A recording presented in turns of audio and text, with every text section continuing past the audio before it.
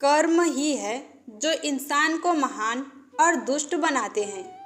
एक चित्रकार था, वह बहुत जीवंत चित्र बनाता था। वह जिस मंदिर में दर्शन करने जाता था, वहाँ पर उसे किसी ने श्री कृष्ण और कंस का चित्र बनाने के लिए कहा। उसने कहा, पहले मैं श्री कृष्ण का चित्र बनाऊंगा, फिर कंस का चित्र बनाऊंगा। उसने चित्र बनाने के लिए एक बच्चे का चयन किया जो श्री कृष्ण के स्वरूप में उसके सामने खड़ा रहेगा। उसने कमाल का चित्र बनाया, मानो अभी बोल पड़ेगा। फिर बारी आई कंस का चित्र बनाने की। चित्र बनाने के लिए कई लोगों को उसके सामने खड़ा किया, लेकिन उसे कंस के व्यक्तित्व के हिसाब से ठीक नहीं लगा।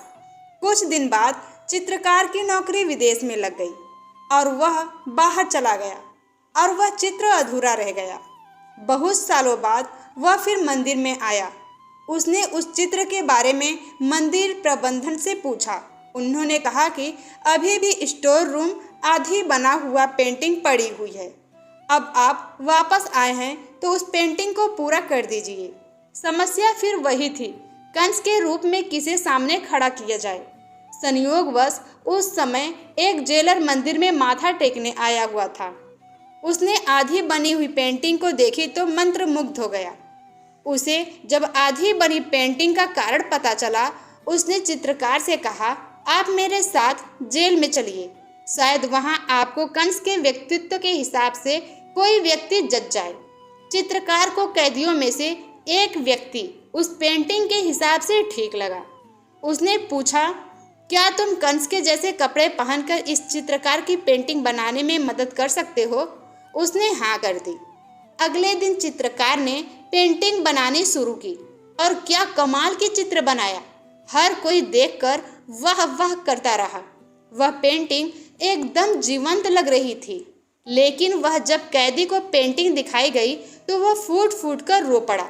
सब देखकर हैरान थे, ऐसा क्या हो गया? जिस चित्र को देखकर सब खुश हो रहे हैं, यह क्यों रो रहा है? जब उसने कारण बताया तो हर कोई स्तब्ध रह गया। उसने बताया कि जब कुछ साल पहले यह चित्र बनाया गया था, उस समय श्री कृष्ण के रूप में जिस 11-12 साल के बच्चे को खड़ा किया गया था, वह बच्चा मैं ही था। बुरी संगत में जाने के कारण लोगों को तंग करने में, मारने में मजा आने लगा और अपराधी बन गया।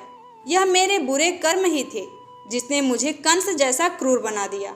सच कहते हैं, इंसान अच्छा या बुरा नहीं होता, उसके कर्म ही उसे महान या दुष्ट बनाते हैं। कर्मफल हमारे व्यक्तित्व को भी दर्शाता है। कर्मफल एक ऐसी फसल है जो बीज बोओगे वही पाओगे, इसलिए कर्म सोच समझ कर करें। आशा करती हूँ दोस्तों कि आज की हमारी पोस्ट आपको पसंद आई होगी। हमारी पोस्ट को लाइक और चैनल पे नए हो तो सब्सक्राइब करना बिल्कुल भी ना भूलें। Thank you.